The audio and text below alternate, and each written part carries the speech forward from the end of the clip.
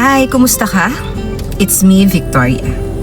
Meron akong gagawin ngayon and pwede niyo rin po itong gawin. Yan. Ilang beses ko na po itong trinay pero hindi pa ako nagtagumpay kasi puro iyak po ang nagawa ko. So ngayon po, ang gagawin ko po ay i-imaginein ko na kaharap ko yung young version na Victoria, mga 5 or 6 years old. Ano yung sasabihin ko sa kanya?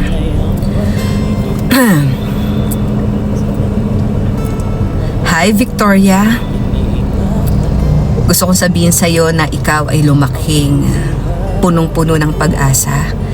Ikaw ay lumaking may takot sa Diyos. Lumaki ka na matapang, na palaban sa buhay. Na yun palang mga hirap, yung mga pagluha na dinanas mo nung bata ka. Mas matindi pa pala yung dadanasin mo habang lumalaki hanggang ngayon.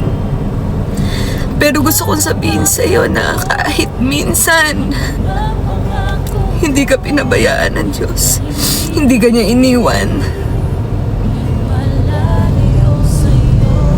hanggang sa huling hininga mo, alam ko na kasama mo ang Panginoon.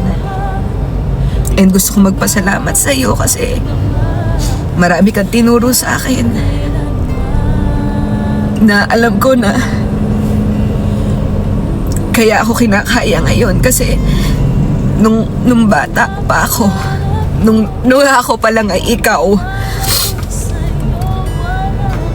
naging malakas ka na para sa sarili mo, para sa kuya mo, para sa nanay mo. Kasi may purpose si Lord na hinayaan niyang maranasan mo yun nung bata ka, hindi dahil sa hindi ka niya mahal. Inalaw niyang mangyari yun kasi mahal na mahal ka niya. Kasi meron siyang matinding plano, meron siyang matinding purpose sa buhay mo. And gusto kong sabihin sa'yo na ngayon, kahit na ako ay dumadanas ng mga matitinding pagsubok, mga kahinaan, nakikita pa rin yung kalakasan at kapangyarihan ng Panginoon. Na sa ngayon, ginagamit ako ni Lord para maging kalakasan ng ibang tao, kahit sa kabila ng kahinaan ko. Basta gusto kong sabihin sa iyo na mabuti ang Diyos. Mahal na mahal ka niya. And hindi pa siya tapos sa buhay natin. Meron pa siyang ginagawa. Gusto kong sabihin sa iyo na itataas natin ang pangalan niya sa buhay natin. Thank you so much. Namimiss na kita. Kung pwede lang akong bumalik sa panahon mo,